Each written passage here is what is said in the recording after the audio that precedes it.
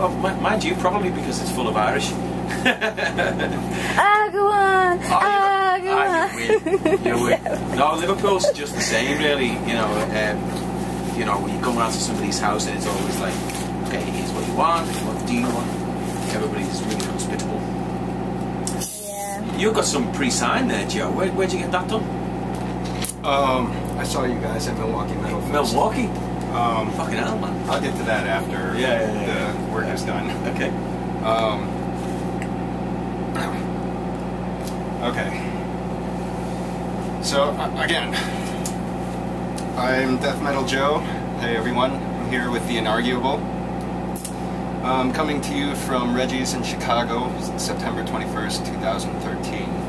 I'm very excited to be here with Vincent Cavanagh of Anathema, a British rock group who are on a North American tour currently for 21 days. Now, I guess you could say that they are on their Weather Systems tour, which is their latest album released in April through K-Scope and VN Records in the US. But really it's so much more to definitely all of us here and probably most of the audiences that you've played to in North America so far, because I mean, I guess it's a tour for the band, really, isn't it? You know. Yeah, I mean, because we've been waiting for years. It's the first ever tour that we've ever done. So, even as well as we've just brought out a new DVD Blu-ray concert film called Universal. It came out like this week. Okay.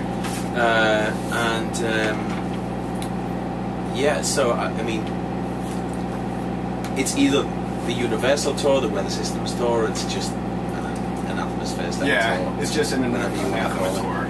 Yeah. I mean, so, like, I mean, it's a huge honour and a pleasure for us to be here finally. Sometimes you need, you just need to be in the right place at the right time. You need everything to align in the right way. You know, like I wouldn't really want to be a booking agent because I've got some insight into what they do, what they have to do to try and get the right kind of package together and the right kind of bands. And it depends on so many things, you know. And there were a few attempts until this one came along, and this one was the right time, right package, the right venues, the right promoters, the right everything. So we were grateful ourselves as soon as it was confirmed.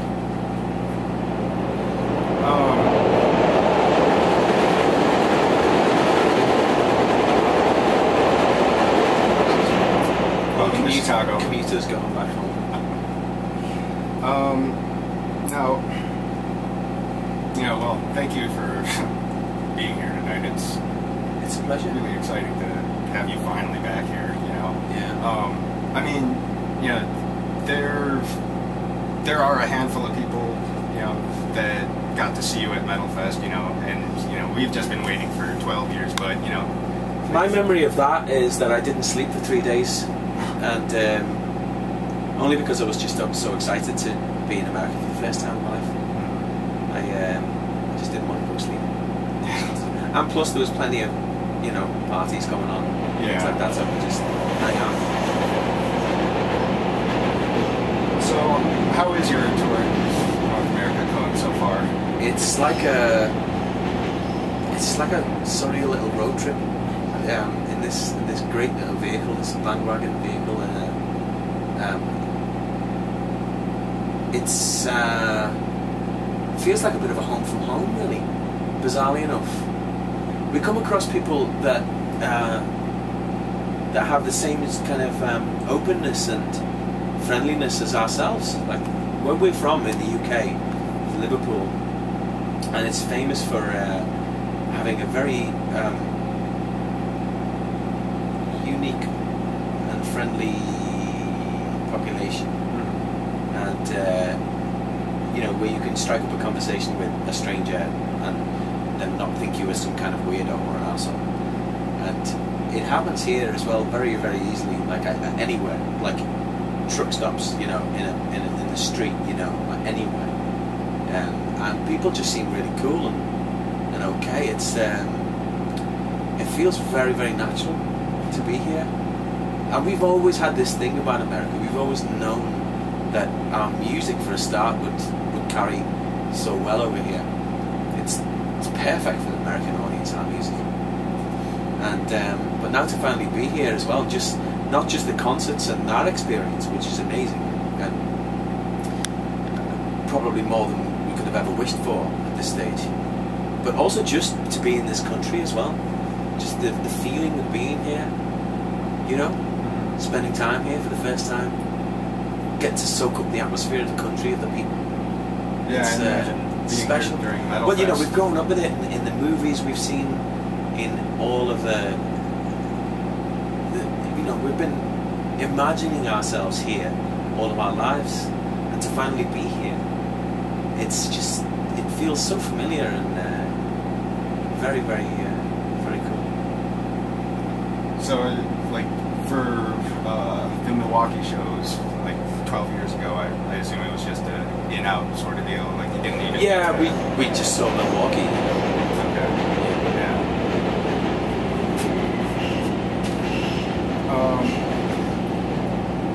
What would you say? I mean, you guys have played. You recently played India a few years Yeah, ago. like in January, I believe. Yeah. Yeah. And you know, you've played all over Europe and South America. What has been your favorite tour experience so far? India's got to be up there. Again, because of the people who live there. For many, many reasons. There's something about the people there. There's something about their attitude, given that country, its size, its population, and the way they live, the gap between rich and poor, and just there's something in their eyes, you know. There's a place Danny was calling it. He said, this place is cosmic. There's something about the place. I can see why people fall in love with India and never ever want to leave. You know, Westerners. You know, I don't know. I think it's in the people. You know, but that was incredible. There are so many different kinds of places, different kinds of people, and that we have played and that we absolutely love and can't wait to go back to. And if you ask different band members, they all probably say different things. Like Danny loves Germany, for example, and Norway and Scandinavia, and I love Russia, and I love Chile, Argentina, all across Central and South America. But going back to Brazil, for the first time in years now, we had some troubles getting back there, but we finally got back there now, so we're looking forward to getting back there. That's incredible. One of the first places we ever been to. Romania, you know, I could go on. Poland, Holland is fantastic, would you believe? France, where I live in Paris. Amazing every single time we play in Paris, you know. So, yeah. I've lived there for about a few years now. Yeah. With you in Paris, and I think Danny just moved to Norway. Yeah, he's back from Norway now. He's okay. back in the UK. Okay. Yeah, but we still have at the moment we have our drummer Daniel Cardoso. He lives in Lisbon. His friend Tobel's playing bass at the moment, and he's from Lisbon. So you've got Portugal, France, and Liverpool. So how is it that you guys play? Well, we have to get together in one place to rehearse, and then that's it. But everybody does their homework before we have to get together, so everybody knows what we're going to do. Okay. And then when we get together, we sort it out, and then we're away. It doesn't take long. Oh, you make it sound so easy. It is. It is. Well, especially these days, you know, communication the way it is. The world has gotten much smaller, isn't it? You know. Yeah. I think as long as we're on the same continent, we're okay. As long as we're in the same time zone. Right. You know. Now, earlier I referred to you as a rock group, but you know, all your fans know that it goes way deeper than that. I mean, it's all kinds of things. I guess that's the most accurate way to put it, though, because we're still a guitar-based band. even though there's a lot of different elements that goes into music. There's a lot of piano, there's a lot of acoustic, there's a lot of classical side of things these days. There's a mix of like some electronic stuff seeping in there. But the core of it has always been the guitars and the vocals, so I guess, yeah, that's a rock group, right? You know? But I don't know, it's a difficult thing to pin down. For us, there's no real need to say anything more than that, or anything deeper than that, because if you sit down one day to write a song, and that song on this particular day may turn out to be some kind of strange ambient electronica sort of piece. The very next day you might get up and write something on a piano. The very next day you might come up with a really heavy riff. That's the same person, three different days writing three completely different types of music. That's kind of the way we are as people. You know, we don't really follow the same patterns as writers. We're always writing something that's kind of different. And it just depends on how you feel. Depends on the day. Depends on what you've got in front of you. What's in your hands. You know, are you at a keyboard? Are you at a piano? It just depends. Have you got your guitar around you now? You know, I mean, so you've got three different songs, right? Completely different from each other. Well, how do you define that? What kind of music is that? What kind of genre is this person making? That's difficult to say, isn't it? Yeah. So that's the way we see ourselves, because we do that every day. Now, every 18 months or 2 years or so, you get an album, which is a snapshot of of those ideas that fit together as a coherent whole. And you put that out. Alright, now. And that suddenly becomes your defining thing. People seem to see that as some kind of indication of what you are, or what you're doing, or what you are going to do. Oh, is this a shift in direction now? You know what I mean? So it's like, okay, you're doing this now, so that means you're going to do that again. We never do that. We never repeat ourselves. We never do things twice. What's the point? You know what I mean? Yeah. Does that make any sense? Oh yeah. Totally. We're a rock band that just mixes it up. Well, I mean, you have no choice but to see it, because I mean, you guys started out in '90 as strictly, you know, doom death, and now, you know, after 23 years, you refer to as anything from atmospheric rock, progressive rock, art rock, you know, goth metal. I mean, it's all over the map. It's ridiculous, isn't it? It's just ridiculous. Have you noticed a shift in your fan base? Like, not really, no. As long as the people who are into our old stuff that still comes to gigs, you'll guarantee there'll be quite a few out there tonight, and they'll still be singing along to the new album. Oh yeah. Yeah. So I don't know, man. I guess it's just being honest. We're always honest. And the thing was, it would have been dishonest of us to stay doing the same thing for more than one album. That would have been dishonest. In fact, if anything, we've become more honest, because we've managed to just strip away the layers of you know, when we were in our adolescence, we were making the first records. There was something behind that music. I'm really proud of it. Like, people seem to think we don't like it. It's bullshit. I really like those records for what they were at that time, because I did it. You know what I mean? Of course I fucking like it. I was there. I did it. You know, but I think I see something in a track like Everwig, or the beginning of We the Gods, or the Silent Enigma, the song, or I see something in that there was something trying to get out. It wasn't quite done in a way that's, I mean, yeah, I mean, it works, and I understand why we did it. I understand why people like it. But I guess when we came to alternative form, we realised that we didn't really need to put so many layers on top of the core idea. You've got to let the core idea come to the front. You know, like, what is he trying to say? What is he trying to express? It's something that Roger Waters was always brilliant at, you know, and especially in later years with his later Floyd output and his solo stuff, he was a master at just getting right to the heart of what it is he was trying to get across, and we learnt a lot from it. Specifically Duncan Patterson, who was writing a lot on alternative form, he learnt a lot from Roger Waters, and in turn we learnt a lot. By stripping away the layers, you don't need 15 guitar tracks, you don't need keyboard tracks on every single song.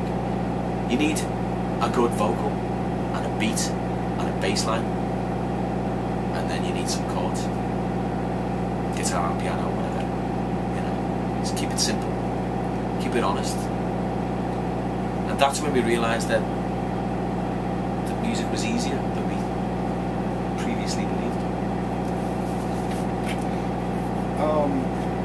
When you started in 1990, you guys were called Pagan. We were just kids, man. We were just freaking tiny kids. Do you know how we started out? Do you want to know? Right.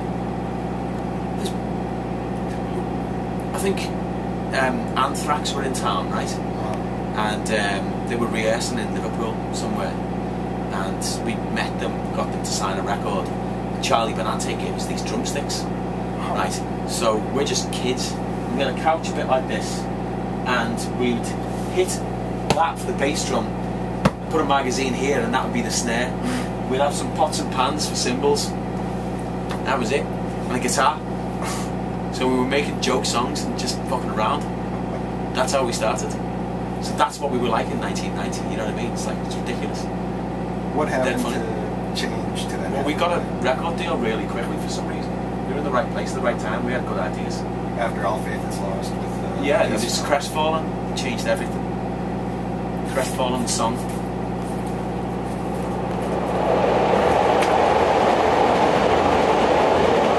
When we wrote that song, we realised we had something different and unique. It started off with Paradise Lost doing that kind of thing, and then we came along and twisted it into something a bit more classical, like a string quartet, very, very emotionally driven. More kind of, yeah, you know, like emotional music as opposed to cerebral. And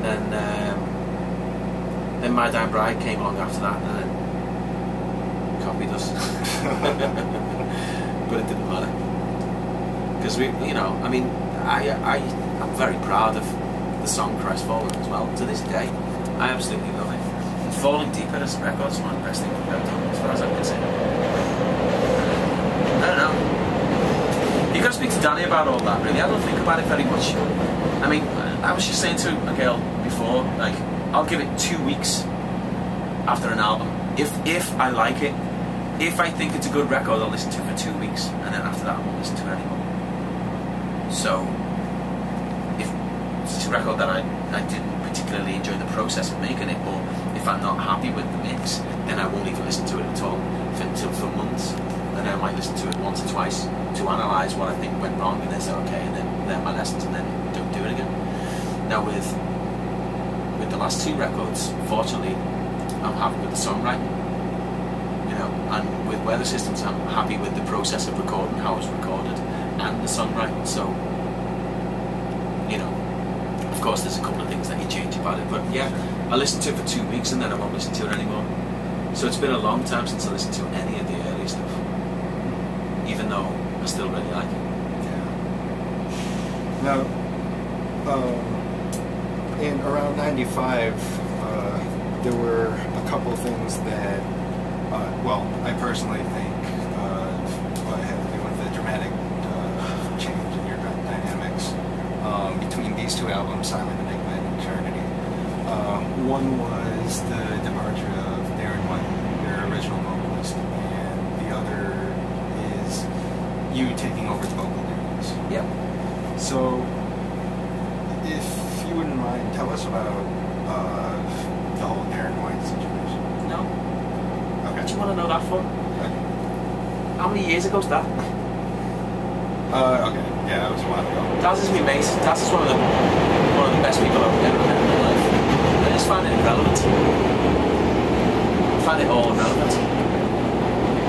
It's like, why do you need to dig it over? It's been documented. Go and look online. You know, at least not.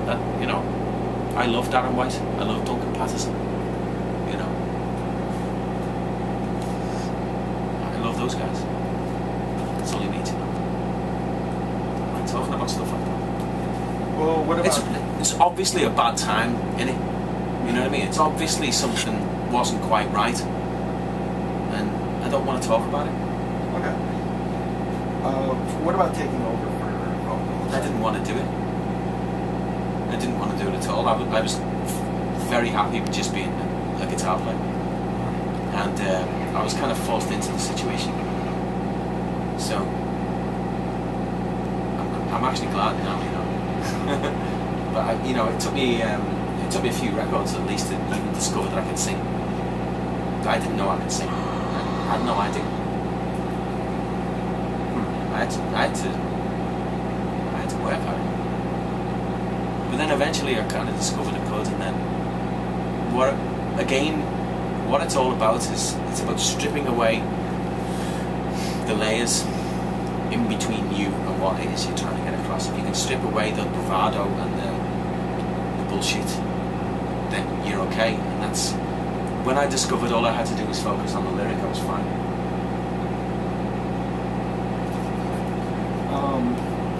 Now, in 2003, you released Natural Disaster. Yeah.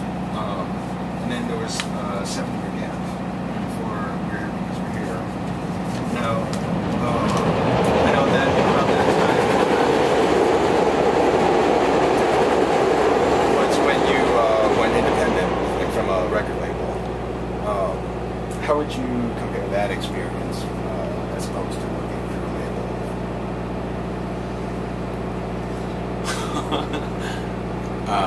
We didn't put anything out, so we were independent. I don't know. You misunderstood there, because we didn't put anything out independently of a label. So there'd be some validity to your question if that was the case, but it wasn't. What we did is we did a hell of a lot of touring, a lot of songwriting during that time, which is the same as we do whether we got a label or not, because we're independent. Oh, right. You know what I mean? Yeah. But you know, when we put out We're Here Because We're Here and Hindsight and Falling Deeper and Weather Systems, it was all with Case Cup, you know. So we still needed a record company. Right. The gap was for the reason it took so long was for loads of different reasons.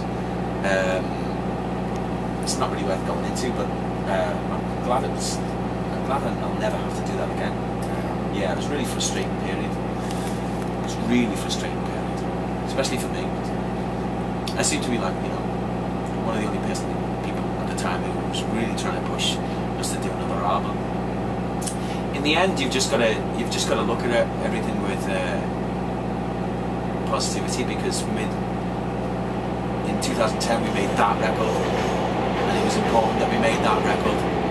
So maybe if we'd have done one in, you know, 2005, 2007, whatever, it would have been a different kind of record. It wouldn't have been that. So who knows? You know, maybe it's better. You know, your latest 2 records, We're Here Because We're Here and Weather Systems,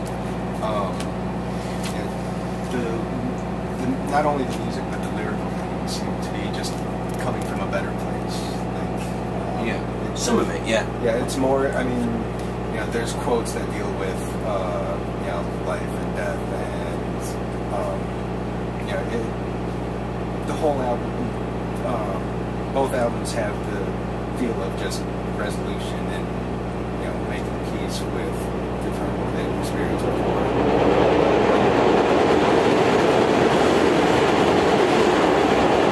Yeah. In a way, but I don't think anybody's completely out of the woods, you know. I mean, it never really comes away, all that kind of thing. The only difference now is that instead of focusing solely on the darker side of our lives and our emotions, and now express the other side, which is, again, has always been there as well. We've been through up and down periods throughout our lives. We will continue to do so. It's just the way life is. But I guess there's just more of an array of honesty these days. Again, it's like what we do musically is.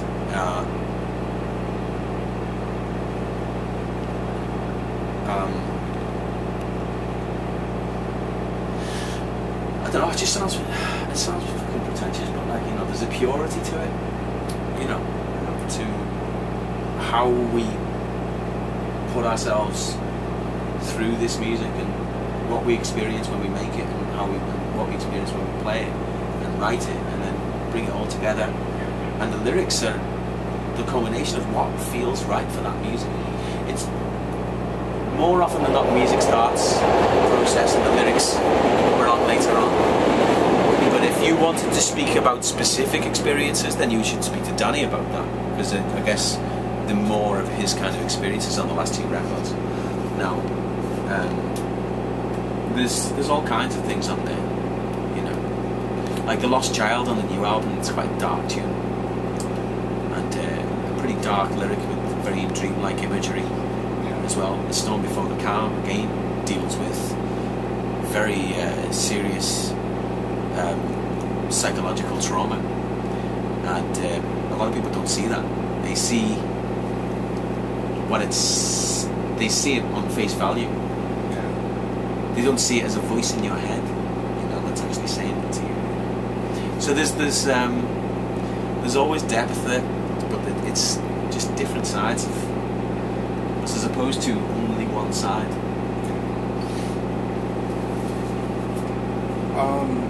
Now, recently there were some reissues of your old records put out there in Peaceville, like vinyl reissues.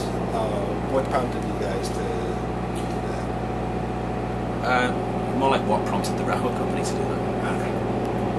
So you guys The only one that we really gave a shit about was Eternity, because we wanted the artwork to be right. Like, the record company Music for Nations fucked up the artwork on the original release, and so we tried to fix that. And Duncan Patterson, to his eternal credit, finally got that straight, and put the artwork together and put the package together and wrote the liner notes. So, yeah, finally it's more like what we originally intended the artwork was. But vinyls are great. For somebody personally who sees artwork for albums as very, very important, and I've always loved artwork on records. I've always loved owning vinyls because of the huge ritual and spectacle that you undergo when you own a piece of vinyl and you buy it and you take it home and you're looking at it on the bus on the way home, as I used to, and then opening the inner bag, the sleeve, and then taking the record out and having that static. It's just all of those things, and reading the lyrics and the smell of it, and that kind of thing. It's like why vinyl will never really go away, really, because some people will always want that, the physical, tactile experience of. And I've just bought a record today. There's a record shop upstairs. Oh, which one? I bought a Bob Dylan Live at Budokan record. Awesome. So yeah, it's good. I'm going to be moving house pretty soon, and I'm going to buy a new system. So I'm looking forward to sitting down, with that ritual. You open a nice bottle of wine, speakers on, you put the needle on the record, and you sit back and you listen to the whole record. That kind of thing. You can't download that. Sorry. Yeah. My food gone cold, has it? I didn't know where you'd be. Yeah. It's just in the green room. It's in the green room? Yeah. Alright, thanks, yeah. Okay, I just have a few more questions. Okay. What is your favorite album or favorite song? By the band? Yeah. By us? Favorite album? Or favorite song to play live, favorite song? It's difficult to choose an album, really. I couldn't really choose one. I always say the next one, because it's where I'm always at the time, if you asked me that question 2 weeks after making Weather Systems, I would have said that one. But now it's already out of my head. I'm done with it now, so I'm already thinking about the next one. So that's always where I'm at, and always where we want to be is improving. Now, song-wise, there's all kinds of stuff. I think Inner Silence is one of the first times where we really hit something that we made a song that sounded like something I listened to when I was a kid, you know, kind of soul and like just a depth and a soul to that song that previously I don't think we'd actually managed to capture, and it reminded me of something that I'd listened to when I was a kid, you know, the kind of thing that make your mother tear up, you know, on a Saturday night. What else? All kinds of things, really. I love Universal, and especially for the ending. Yeah. And you know, there's so many. I could really Hard to choose. Yeah. This is actually kind of an odd question. At the end of A Fine Day to Exit, there's a hidden track. Now I know about the poetry that John wrote, Walking in the Snow. But there's a song that comes after that with the line, Marilyn Manson just fell over because his dress got caught in his high heels. Yep. Now, that didn't have anything to do with the whole Man theme. Yeah, it did. Really? Yeah. It was in the doghouse. It was basically just him at the edge. He's been kicked out. He's been bin bagged, right? So all his clothes are in a bin bag, and he's sat up on the wall at the edge of the garden, and he's got his guitar, and he's got this chord, and kind of despite everything, it's part of his downfall, really, because despite everything, he doesn't acknowledge the importance of what's going on, and all he can think of is this stupid song. That's all he can say. And then he says, and all I want is you, but you don't know it's true, because he can't express himself.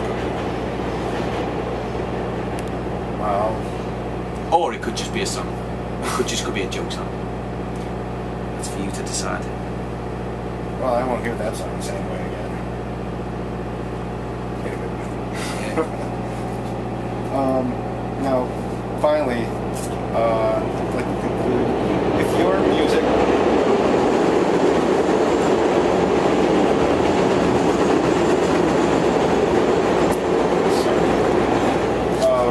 Sorry for the trains. We're trying to find somewhere quiet to do this interview. It's impossible.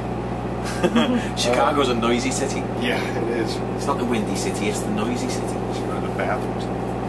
Yeah, but that would be weird. Yeah. If your music was a food, what would it be?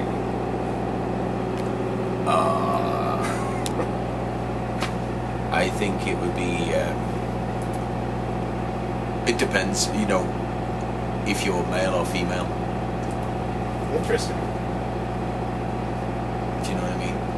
I think girls would like it to be ice cream, some kind of ice cream laced with vodka. Yeah.